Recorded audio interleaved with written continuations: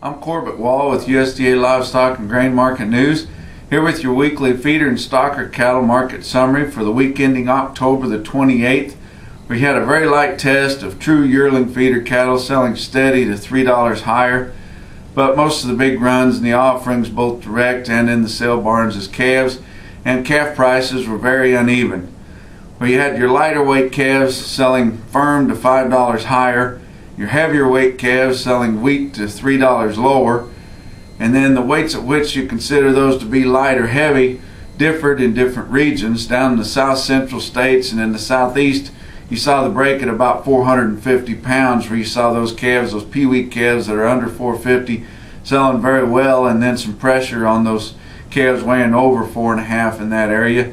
Then of course when you get in the north central states and the out west and the mountain states, your calves are generally heavier, so a lighter weight calf there is more like 550 pounds, and you see a lot of higher prices on those under 550, and then as you got over 550 and into your big 6-weight feeding type calves, you saw more pressure on them.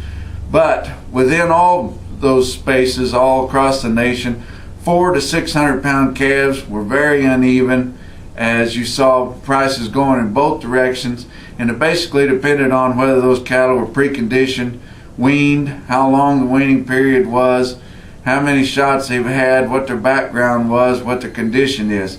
At this point, a lot of your backgrounders that are putting calves together have got a lot of sick calves.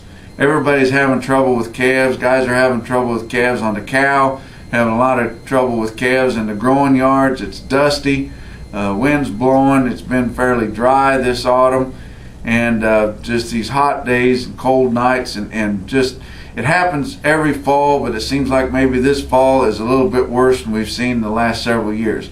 A lot of health problems, a lot of death loss, and just, you know, it doesn't take long doctoring those sick calves and pulling them before you get sick of them.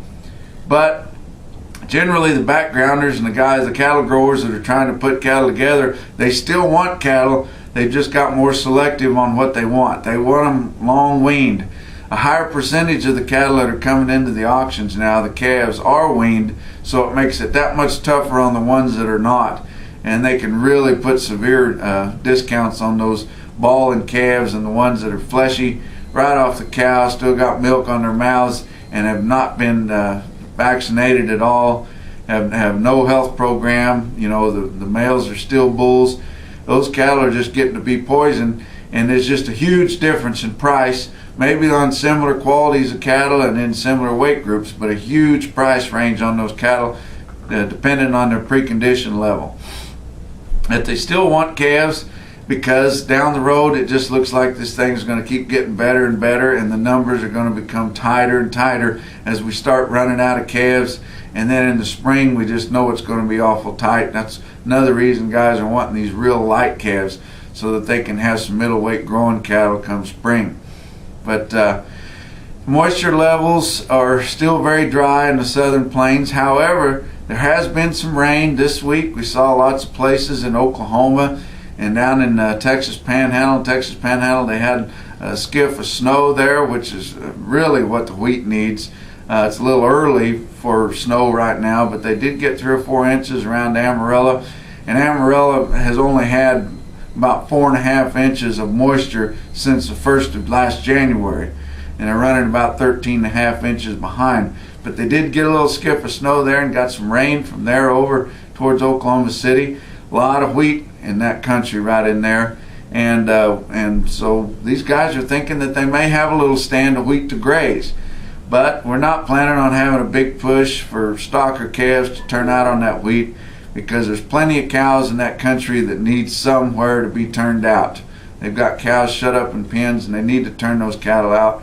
Those cows, and a lot of them bred cows, and the better ones that they have left after they culled so heavy. But cows do good on wheat, so there'll probably be a lot more cows turned on wheat than normal. There'll still be sure some stocker cattle, but a lot more cows than what we normally see turned out on wheat.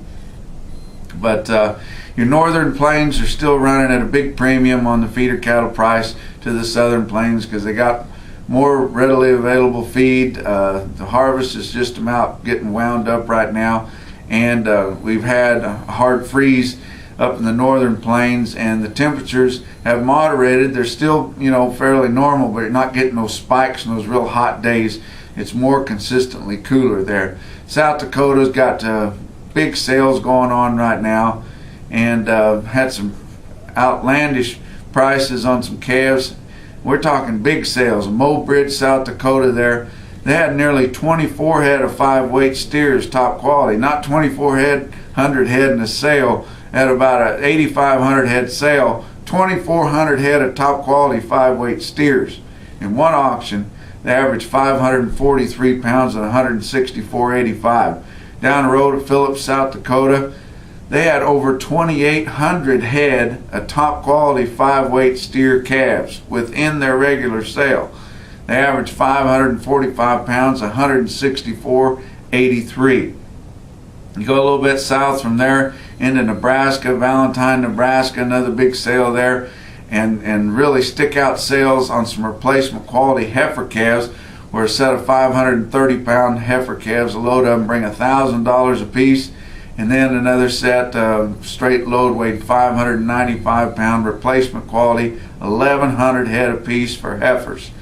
But CME index this week just keeps setting new records almost every day.